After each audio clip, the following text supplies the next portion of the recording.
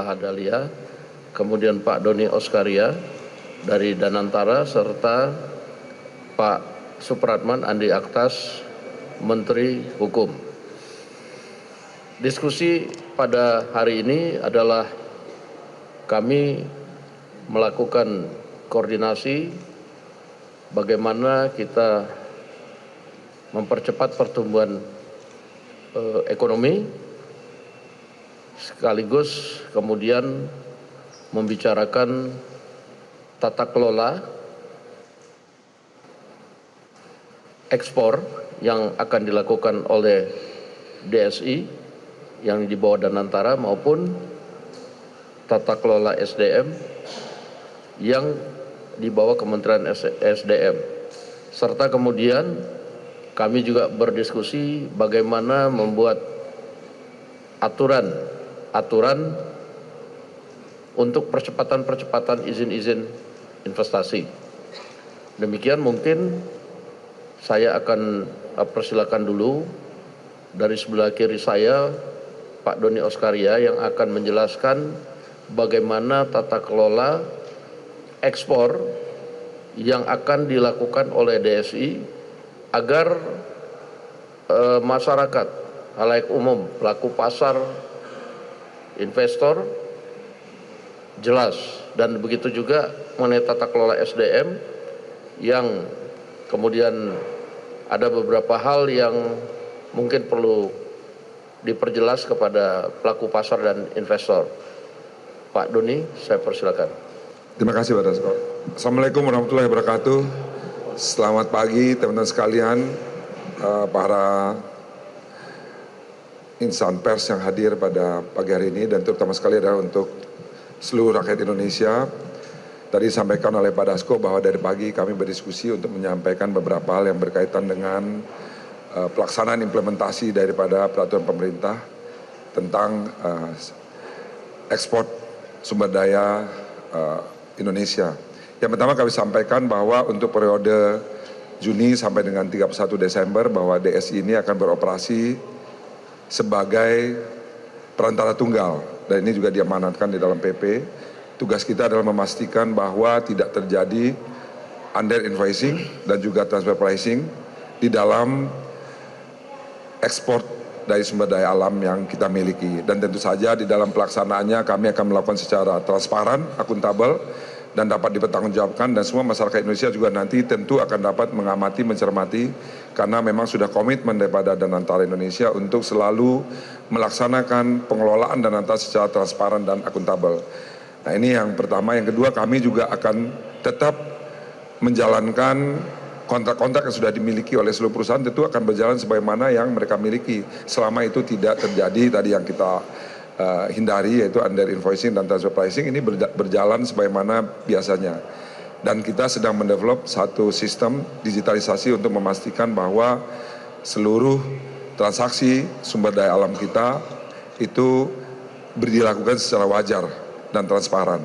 Jadi buat seluruh pengusaha dan juga masyarakat Indonesia tidak perlu ada yang dikhawatirkan bahwa semua kontraknya berjalan dengan normal. Kami hanya memastikan sampai dengan nanti kita menemukan pola yang lebih baik setelah 31 Desember tahun 2026. Jadi sementara itu yang bisa saya sampaikan, Pak. Jadi tidak usah, semuanya dilakukan secara normal dan transparan. Dan teman-teman wartawan tentu juga dapat mencermati nanti, mengamati, dan memberikan masukan juga kepada kami di dalam pelaksanaannya nanti. Kurang lebih demikian Pak Dasko, terima kasih. Terima kasih Pak Dasko, pimpinan DPR, dan teman-teman anggota kabinet, Bapak Ibu semua, teman-teman media. Hari ini kita melakukan diskusi panjang, hampir 1,5 jam, untuk bagaimana membuat satu formulasi kebijakan yang memberikan kepastian kepada pelaku usaha, khususnya di sektor pertambangan.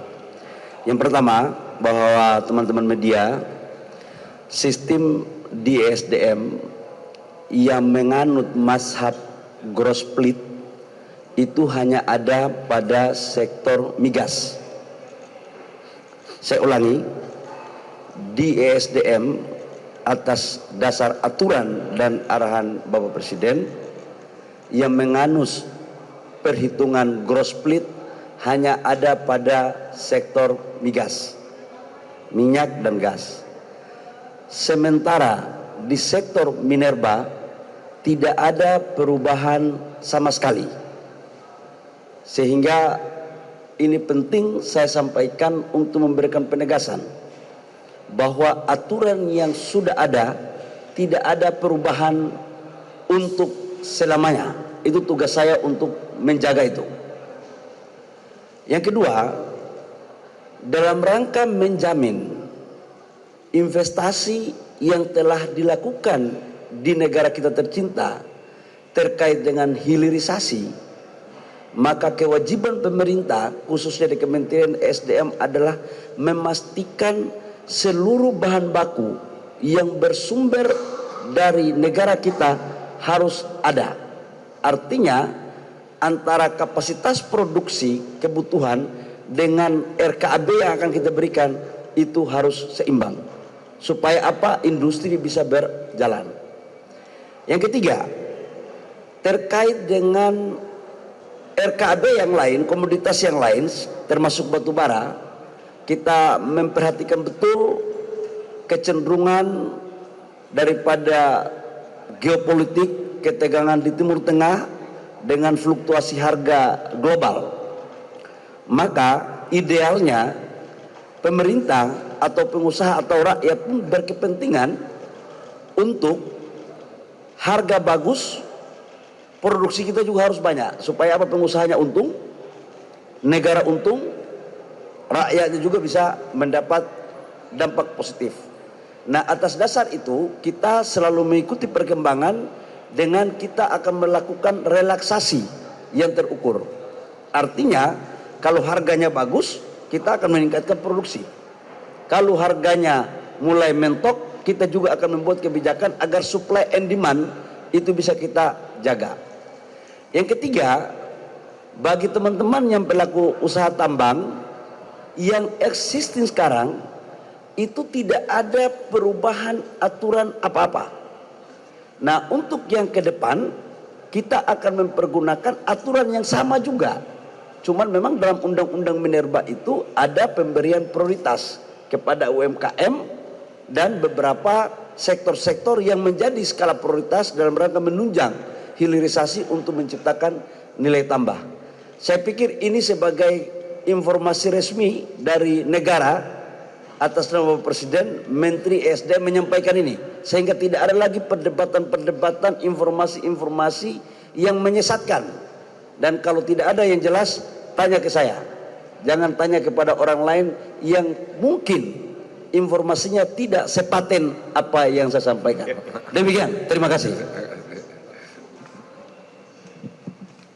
Paten memang Pak Menteri SDM. Baik, terima kasih. Selamat pagi teman-teman media. Pertama-tama tentu kami sekali lagi mengucapkan terima kasih pada pagi ini Pak Dasko kembali memfasilitasi kita, Pak Menteri SDM, Pak Doni sebagai CEO Danantara sekaligus sebagai Kepala BP BUMN, ada juga Pak Supratman dari Menteri Hukum. Sebagaimana yang kita sampaikan beberapa waktu yang lalu bahwa kita terus bekerja keras untuk meningkatkan koordinasi dalam rangka menjaga ekonomi kita berjalan seperti yang kita harapkan. Memang kemudian berkenaan dengan masalah ekonomi ini banyak faktor. Kalau hari Sabtu pagi kemarin kita memperkuat kerjasama antara Bank Indonesia selaku penanggung jawab moneter dan Menteri Keuangan selaku penanggung jawab fiskal. Pada pagi hari ini kita berkoordinasi untuk hal teknis berkenaan dengan sektor energi dan sumber daya mineral kita. Tadi juga sudah disampaikan karena bertepatan tanggal 1 Juni adalah hari di mana diberlakukannya PP nomor 24 tahun 2026 yang mengatur tentang tata kelola ekspor sumber daya alam kita yang itu berada di bawah PT DSI dan antara sumber daya Indonesia yang kita harapkan seluruh sumber daya alam kita yang kita ekspor sekarang bisa dimonitor dengan sebaik-baiknya oleh negara. Berkenaan dengan hal tersebut juga maka dibutuhkan kerjasama yang erat, kebijakan-kebijakan yang saling mendukung dengan Pak Menteri SDM, dan tadi sudah disampaikan sekaligus menjawab beberapa isu, beberapa pertanyaan yang sesungguhnya tidak ada kebijakan tersebut diambil oleh Kementerian SDM. Tadi sudah dijelaskan oleh beliau, dan sekali lagi kami minta dukungan kepada seluruh masyarakat, seluruh pelaku pasar bahwa mari kita bersama-sama menciptakan iklim usaha yang kompetitif, iklim usaha yang terbuka semata-mata semua demi kepentingan bangsa dan negara kita. Saya kira demikian yang dapat kami sampaikan. Sekali lagi terima kasih Pak Dasko, Pak Bahlil, Pak Pratman, dan Pak Doni, dan teman-teman semuanya. Terima kasih. Terima kasih. Terima kasih ya.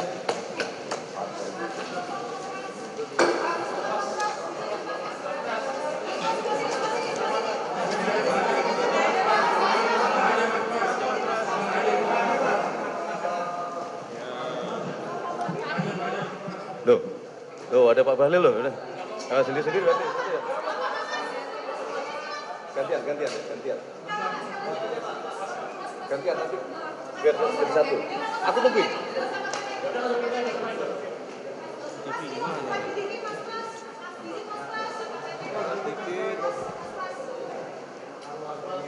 Yang sekarang ditangani.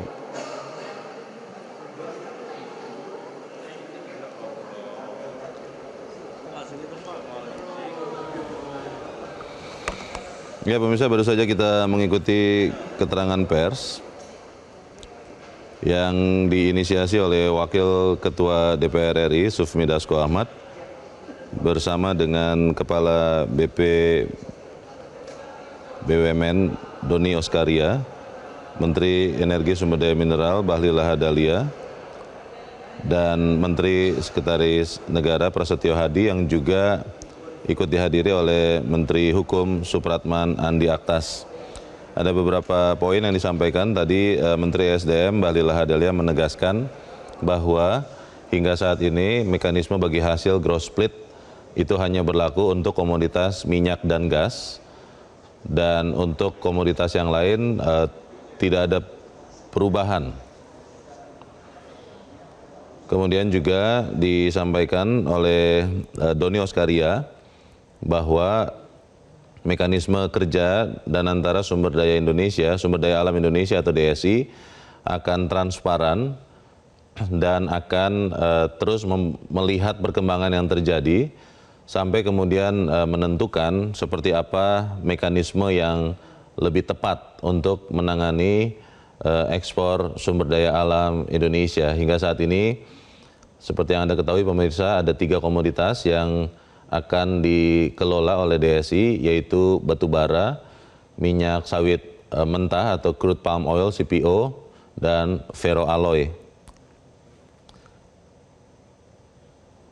Di dalam konferensi pers tadi, Menteri Energi dan Sumber Daya Mineral Bahlil Lahadalia juga mengatakan bahwa kontrak-kontrak yang berjalan dipastikan diikuti keberlanjutannya. Dan jika ada pertanyaan yang muncul dalam mekanisme kerja atau kontrak kerjasama energi sumber daya mineral, dimintakan untuk dikonfirmasi kepada Menteri Energi dan Sumber Daya Mineral Bahlil Lahadalia.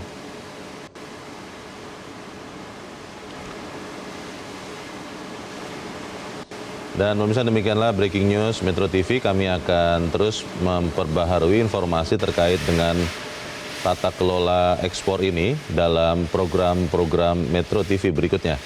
Saya Leonard Samosir, terima kasih. Sampai jumpa. Jelajahi cara baru mendapatkan informasi. Download Metro TV Extend sekarang.